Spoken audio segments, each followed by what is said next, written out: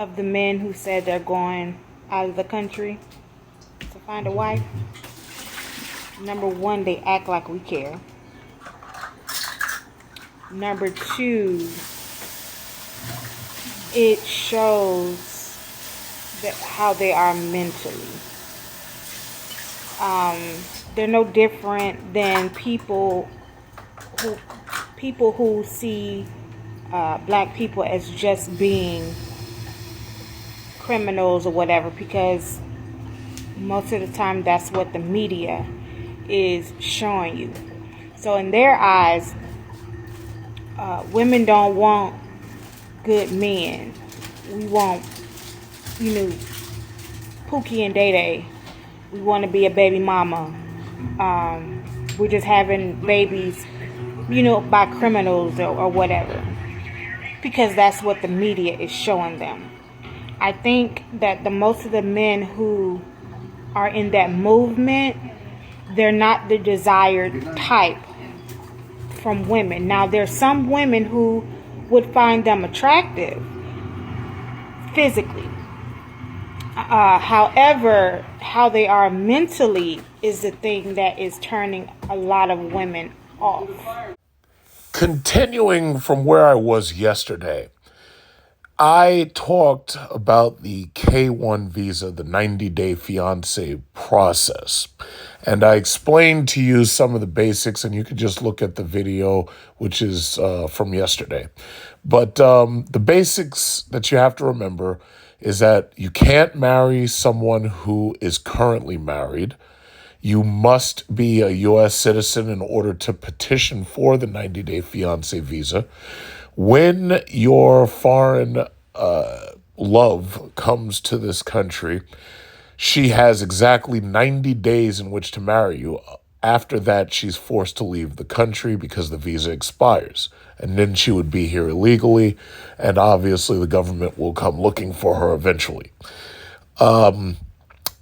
Say that you did get married. And I told you that you had to have $50,000 of income per year at least in order to prove that you're able to financially support this person.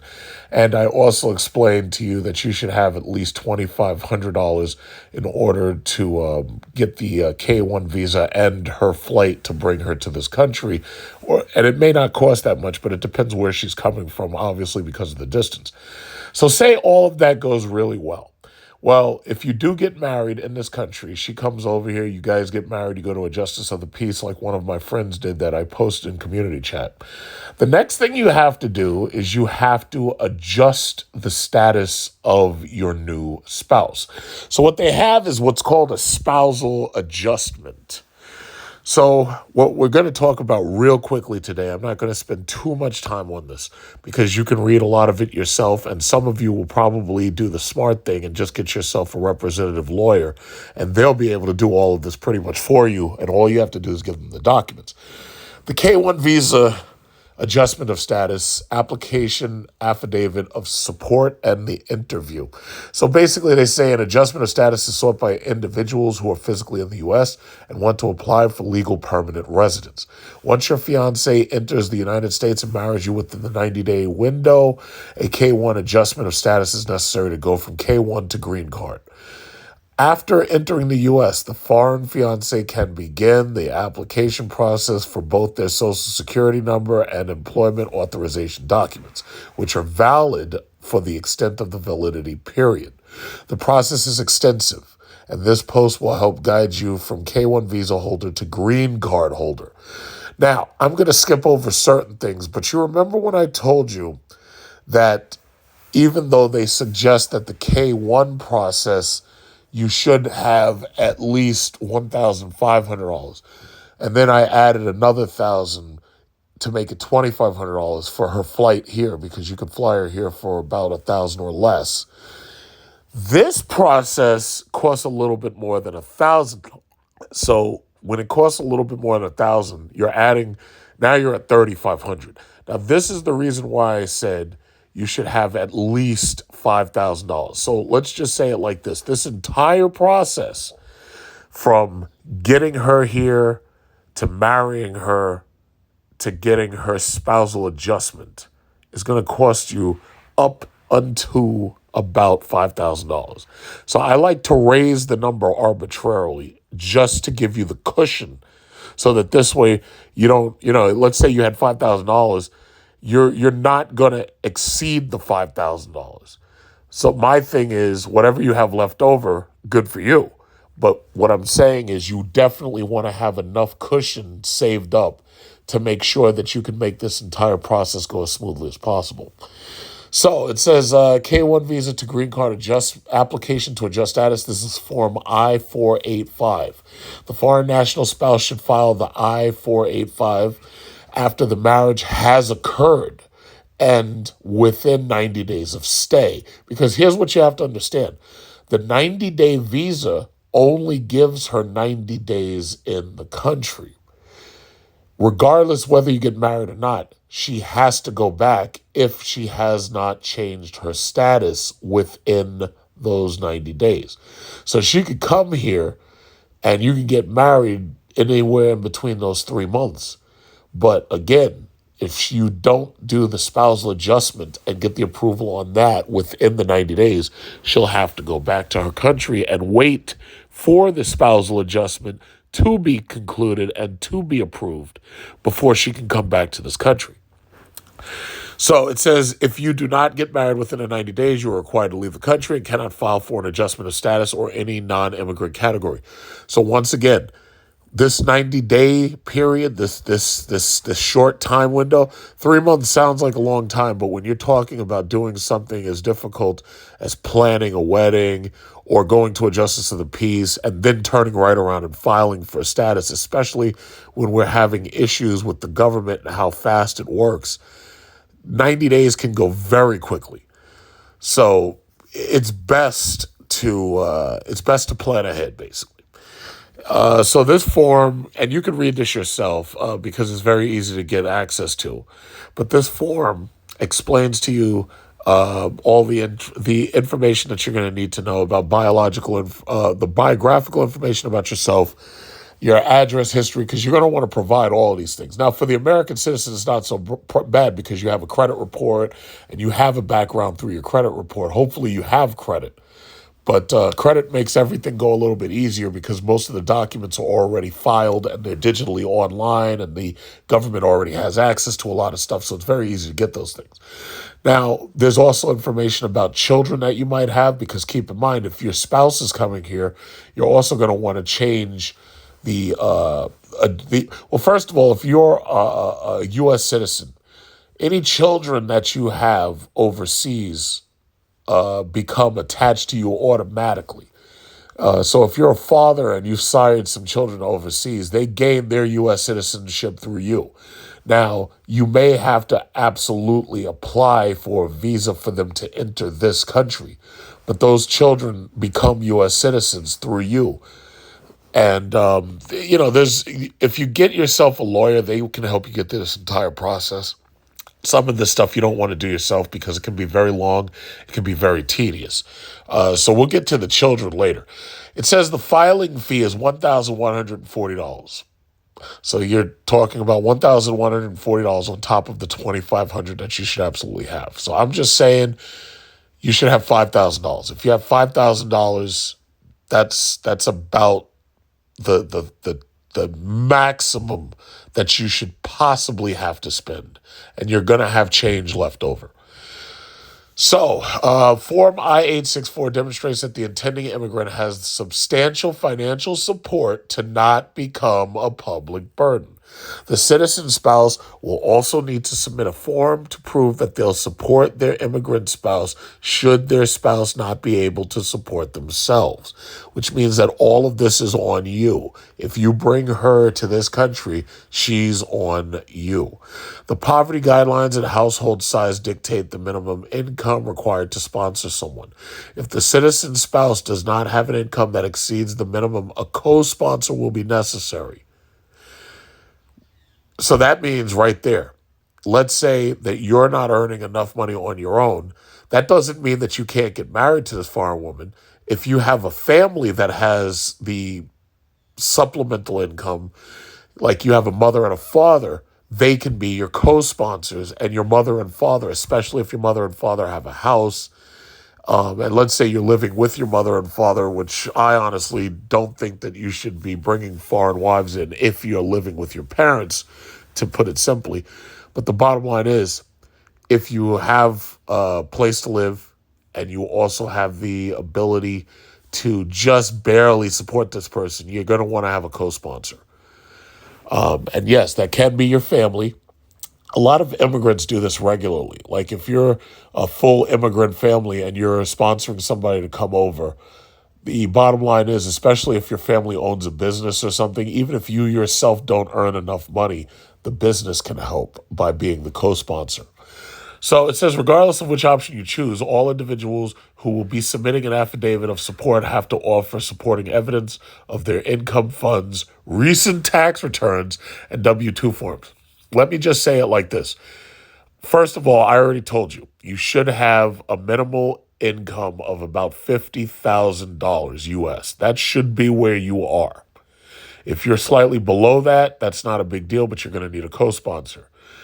For tax returns, I always recommend that you have at least 3 to 5 years worth of tax returns to prove that you've been earning whatever you've been earning on a solid level for that number of years, 3 to 5 years.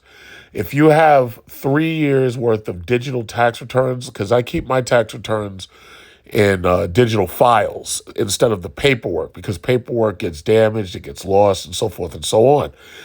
Bottom line is, you keep your tax returns on like a flash drive, so when they ask, you're ready to show it. The W-2 forms will be included in your tax return. Now, if they ask for recent proof of your income, yes, your recent W-2s are definitely necessary. Chances are, if you've been earning over 50,000, if let's say you've been earning $100,000 for the last 3 or 4 years, you're golden. You don't have to worry about any of this extra nonsense. Ultimately, what this is to make sure that when this person comes here, that this person is provided for and that this person doesn't end up having to go to the welfare state for anything. That's all this is really. It's invasive, yes, but that's what it is. So, the form that is shown here covers the basic information about the immigrant you're sponsoring, your address, because they want to know where you and she is going to live.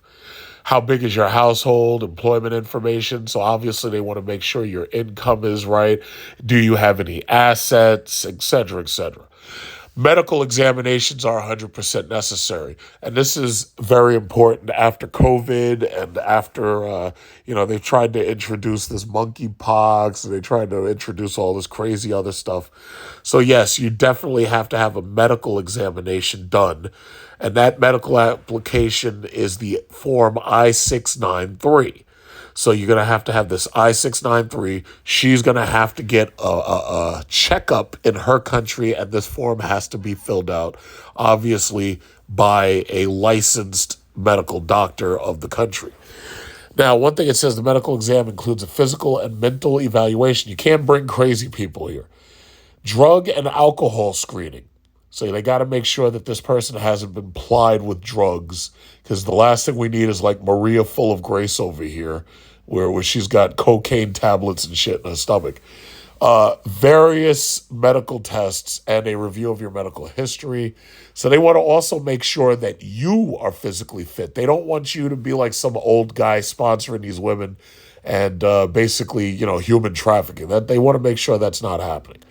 Copies of chest x-rays. This is usually to check for tuberculosis. When you're checking the chest, that's what you're usually looking for. However, because of COVID, chest x-rays are also being used. Immunization and vaccination. Obviously, they're looking for COVID vaccination, and they're also looking for overall vaccination history. They want to make sure that this person has had, vaccines to make sure you're not spreading polio, tuberculosis, COVID, or anything like that. They also obviously want to make sure the person's not carrying any major STDs, HIV, for example. It says a copy of your medical history. This applies to you too. They want to make sure you're mentally fit. They want to make sure you're healthy and stuff. or relatively healthy. Because, some American men, you might be older. That's not a problem. But they just want to make sure that you're not crazy and that you're of mental sound and body in order to do this. Treatment plans for any medical conditions. So let's say you're having a surgery or something. This is really not as difficult as it sounds, but they want to make sure again that you're physically capable of dealing with this person, supporting this person, providing for this person. So it's actually pretty simple when you really think about it. And they say right here, medical exams not always required. It says if you received a medical exam during the consular stages, you might not have to do a second one. Now, of course, if you're extremely sick, like dying of cancer or something, then chances are, they're going to want to have more than one exam. But if you prove to them that you're physically fit and mentally fit, you don't have to worry about it. Okay, then they're talking about your employment. So yes, again, they want to check for your employment history and whatnot. So they have what's called the Form I-765. This is an employment authorization document, permits the foreign spouse to work in the United States. They're checking your employment, and if you want to bring her here, they want to check for her employment as well. So they want to see where she worked in her country, and all of these are basically government documents. Now, they say that the form for filing is $410 right there. So again, we're pushing our numbers up a little higher. At this point, you're past $4,000, right? So again, I keep saying you should have at least $5,000. Then they have application for travel document. Application for travel document is I-131. To apply for your travel permit, if you submit both the I-765 and I-131 along with the K-1 adjustment of status application, the USCIS will concurrently issue advance parole and travel permit. So what does it say? Along with the information requested in the previous forms, Form I-131 also asks for the following: intended trip departure date, expected length of stay, trip purpose, countries visited during travel, the number of trips you will use the travel permit for. The filing form fee is $575. You see how quickly we get towards that $5,000? This is what I'm talking about. This entire process is going to cost you somewhere around $5,000. So this is what I'm saying. Prepare. If you have $5,000 ready to go, you should be fine. Says, do you need any other documents? Approval notice I-129F, biographic page of the foreign spouse's passport, foreign spouse's K-1 visa and I-94 arrival departure record. So they're making sure that she came here and got married within the 90 days. Foreign spouse's birth certificate, if applicable, you must also submit an English translation. Marriage certificate, you must also submit copies of previous divorce decrees. If I were you, I would not be marrying any woman who's previously been divorced. I would not be marrying any single moms. I would get a nice, young, fresh wife who has never been married and has never had children. That is the best, smartest thing you can do, and she must be of legal age. So 18, 19, 20, that's probably the best target age, because now you pretty much are assured that chances are she hasn't been married before. Sometimes they recommend that you have to apply for CNOMARS, which means a certificate of no marriage. But that gets really, really annoying and dicey because some of these governments really suck at keeping records. So you should have 4 passport-sized photos. That's going to cost you like, what, $4 or $5? Not a big deal. You must also submit copies of previous divorce decrees. Yes, I already said that. And then you have to have a copy of your EAD card, if available, and that's along with the I-765.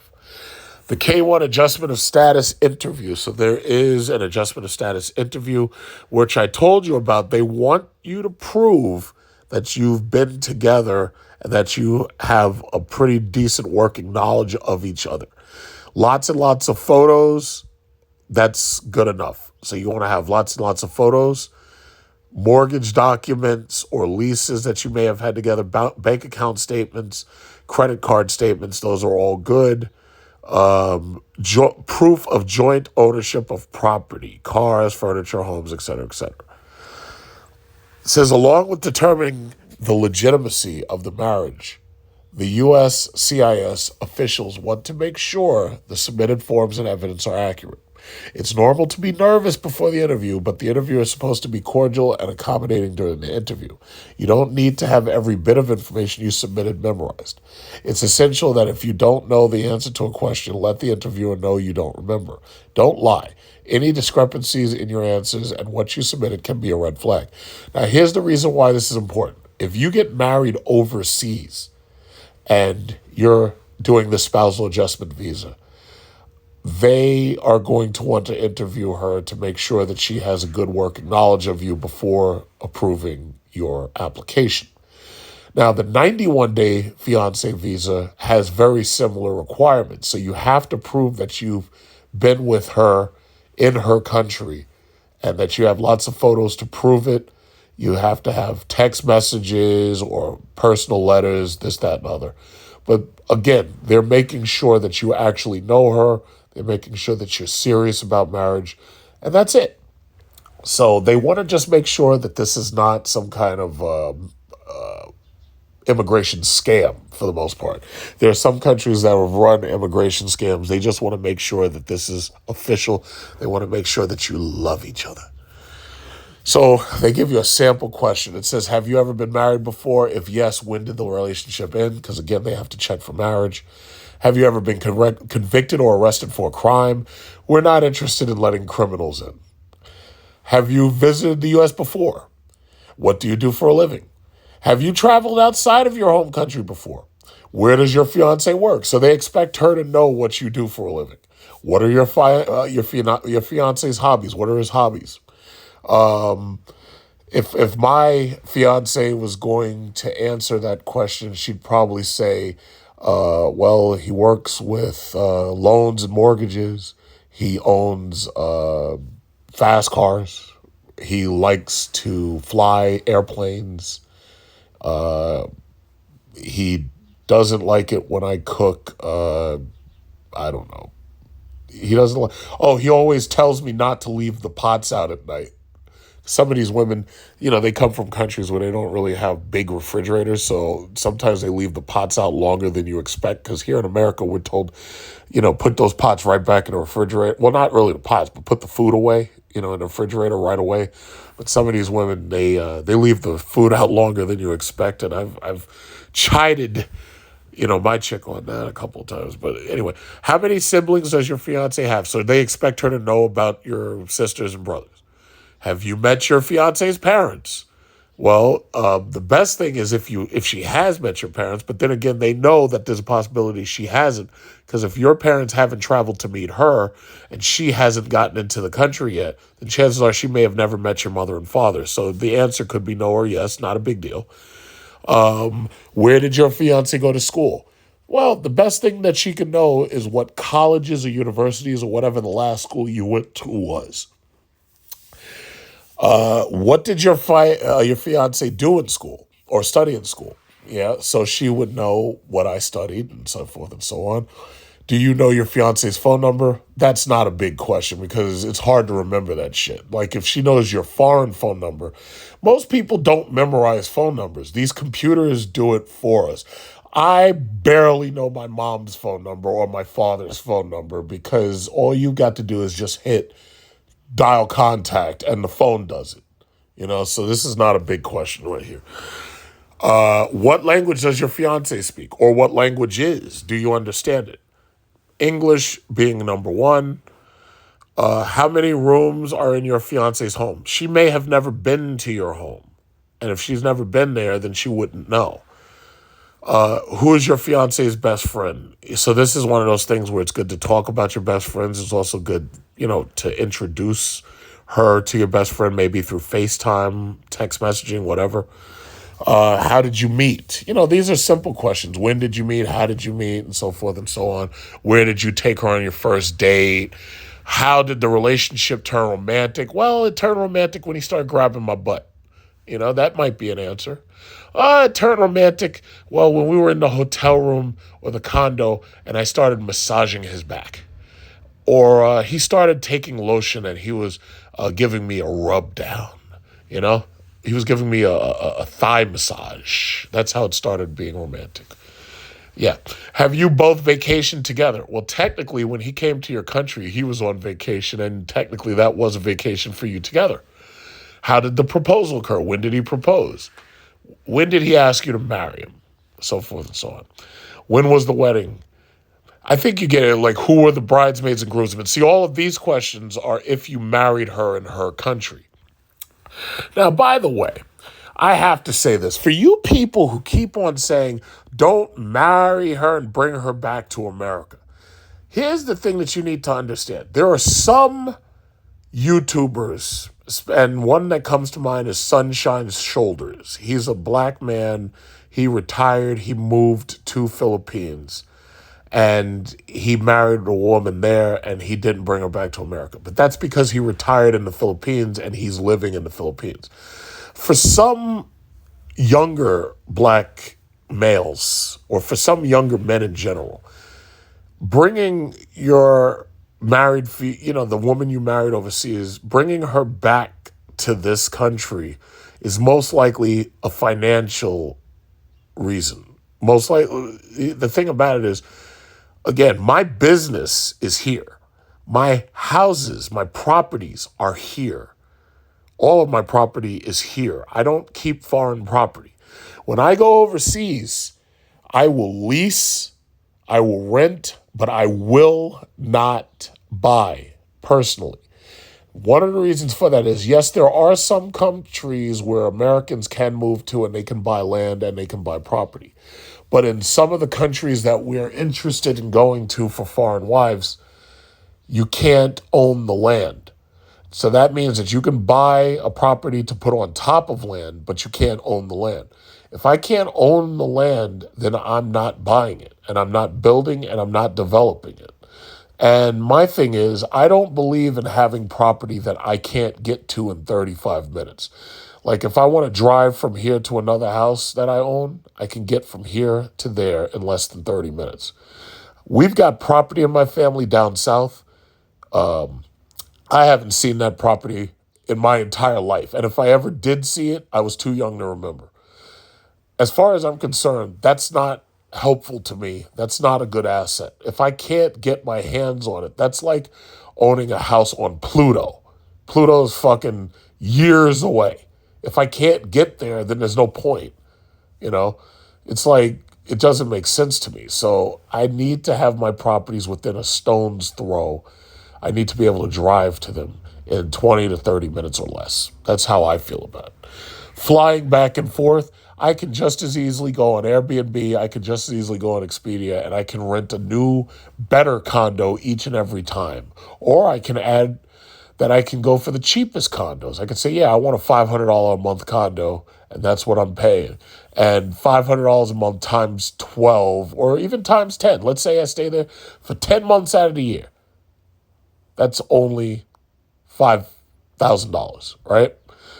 $500 a month is pretty much what you expect to pay if you go to like the Philippines or Thailand or Vietnam or Cambodia. Living in those places maybe $15 to $20 a day for your living expenses. And because food is relatively cheap in those places, you actually save a lot of money when you move abroad. That's part of the reason why passport bros are moving in many cases to these other countries, because the living expenses are so cheap.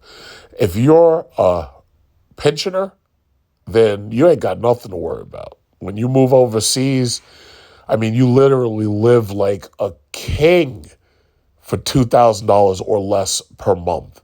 So that's including your food, your drink, your fun that you're having, your club nights, your, what is it called? Your living expenses, whatever it is. Because the thing about it is, if you've already made your money here and you take that pension to one of these other countries, that's a lot of money. And you've got a solid $3,000 to $4,000 maybe a month. Maybe you have $2,000 to $4,000. Wherein that pension would not be worth much here. Here in New York City, that would make you work. That would make you poor, basically. That pension's not enough unless you already own property and you don't have to pay rent. But when you take that money, you go to Philippines, you go to Vietnam, Cambodia, Thailand, one of those nice warm countries. where you literally live on beachfront property and you've got your young, beautiful wife next to you. Let me tell you something. The photos that you're showing your parents and your friends and family, they're gonna be jealous as fuck. They're gonna be like, wait a minute, this motherfucker's in heaven. This guy's in heaven. The one downside, and this is one of the reasons why I would never give up my U.S. citizenship, and this is one of the reasons why I would never give up my U.S. property. I'll rent it out, but I'll never give it up. One of the downsides is that some of these beautiful island countries, they go through the worst weather. Global warming is getting worse in some places. Even when I was in the Maldives, some of the Maldivian islands were literally being swallowed by water. Well, you got to remember the Maldives and Seychelles, these are archipelagos. These places are made of multiple islands. It's a chain of islands. And the problem is some of them are literally getting swallowed by water. When you go to places like Indonesia, Vietnam, Cambodia, Thailand, Philippines, these countries have really harsh typhoon, monsoon. They have very, very harsh seasons for these things. In fact, I should say, no, they have harsh monsoon seasons. They also have the possibility, just like Indonesia, of having tsunamis, which is caused by an earthquake underwater, which pushes the water over the land and whatnot. And Indonesia lost like over 100,000 people years ago from that. Now we have a little bit better early detection and warning. But the thing about it is an earthquake underwater can happen anywhere.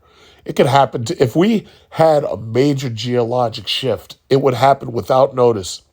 And you could literally have waves larger than the Statue of Liberty hit New York City. Now, some people be like, oh, that'll never happen. But you have to understand the earth does not operate under man's beliefs or understanding. When you understand plate tectonics, which was originally proposed by Alfred Wegener, and it was proved by Harry Hess, who was a submarine commander. When you understand plate tectonics and seafloor spreading, you understand that these things can happen anywhere. Now, hurricanes and monsoons, these things are a little bit more predictable. Typhoons, hurricanes, monsoons, what is those things? Tornadoes, those things are more predictable.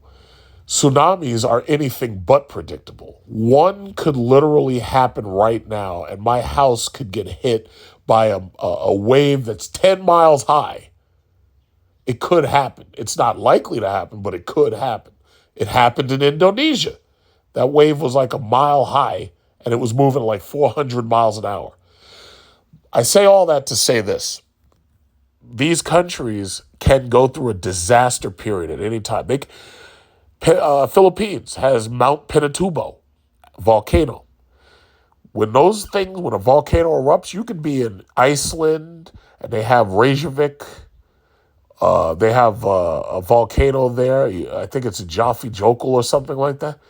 If you have one of these volcanoes, that can cause a natural disaster, and that can happen anywhere. That can happen in Hawaii. Hawaii was on fucking fire just a couple of years ago. They still got the videotape on YouTube. So all I'm saying is, nature's not playing no games with you. Nature will wipe you the fuck out, and you'll never even know what hit you.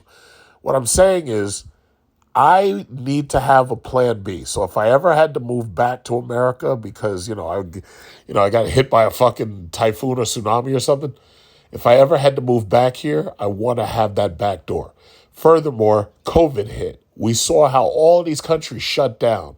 We saw how their populations were suddenly unemployed.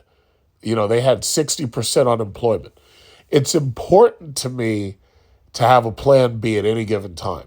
So that means that my foreign wife has to have a visa passport status that's, no. She has to have a U.S. passport, which means that she has to go through the green card process and she has to get a U.S. passport. Or she has to have access to the U.S. She has to basically be able to move with me at a moment's notice. And that's just how I feel about it. So I think you probably understand what I'm saying. Like if you think about it, during COVID, You had a lot of foreigners who were living in China. You had a lot of foreigners living in South Korea, Japan. They were living in the Philippines. They were living in Thailand. And as soon as that shit went down with COVID, a lot of those foreigners said, no, I'm going to pack up and I'm going to go home and I'll wait this out. And look how long it took. It took 2 years, basically, for things to go back to normal. In some countries, it took 3 years. So this is all I'm saying. You need to have a plan B. And you have to have it not only for yourself, but you have to have it for your spouse as well. So I'm pretty sure you understand what I'm saying, because the more I talk, the easier it is to explain it. But anyway, as far as the green card processing, they're saying that it takes about 2 to 3 weeks.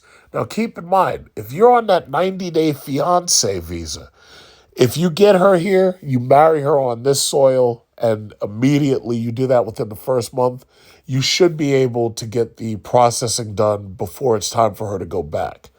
If you're in the foreign country and you've married her on foreign soil, then again, it's going to take about, let's boost that 2 to 3 weeks to about up to 1 month. Let's boost it up to a month.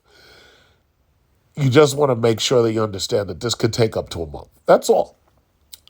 So for the most part, they recommend hiring professionals like a lawyer. Just like I said, a lawyer will get everything done for you, will fill the whole thing out 100% perfectly, and all you got to do is provide them with the documents. So when they say hiring a professional, they have immigration lawyers who specialize in these forms. Now, you got to understand, these things can be done by yourself, but there's a lot of foreign people who want to do these forms, and they may screw them up. It's better to get a lawyer. If you can't read perfect English, or you can't follow some instructions because it's complicated, just get a lawyer. And they'll just tell you what to give them, and they'll take care of the whole thing for you. Everybody has their type. I have my type. Those men have their type. I think the problem is that they're mad that nobody is choosing them. We're not choosing them. We're going after what and who we want, and they don't like that. I feel like, especially when you get to a certain age, especially like my age, I'm 40, I don't have kids. Biometric appointments. Okay, so biometrics. After filing your adjustment of status application, you should receive a notice for your biometric appointment with the date and location, typically at the closest USCIS application support center near you. You will be fingerprinted for your criminal background check. Be sure to bring a government-issued ID with you to the appointment. You can obtain a passport, driver's license, military ID, or state-issued ID. Your driver's license or your passport should be enough. And then they say if you're under 14 and filing, okay, these are the fees right here. And as you saw, the form fee is going to be up to $1,140. Then they have other issues. I'm not going to read these other things, but they talk about what to do if you're applying for green card and social security number simultaneously. And then they talk about summarization of the steps. They have K1 visa status, ask questions that are frequently asked. Okay, all of this stuff will help you. And then that's basically it. Like, any question that you have can pretty much be answered. The information is right there in the palm of your hand on your iPhone. And it's not very hard to access. It's all right there. So basically, that's it. That's the reason why I made this video. I wanted to follow up on my K1 visa video. And I wanted to follow up by making sure that I was informative as possible about the status alteration of the K1 visa or your foreign wife's spousal status change. I just wanted to make sure that I spoke through that as easily and as calmly as possible. So basically, if you have any questions, come right on in, use the URL section, ask questions. Again, these, you can see what the link is, visanationusa.com, ME hyphen. You can see it right there for yourself. It's very easy to get access to this stuff. Again, the last thing I'm going to say, I recommend hiring a professional. It may cost you a little bit more. Chances are it won't cost too much. But if you want to save the money, if you think you can handle this yourself, you could do it yourself. The forms are very straightforward. But it shouldn't take, this whole process may take you up to 2 years. It really shouldn't take any much longer than that at all. But you can get this entire thing done in 1 year.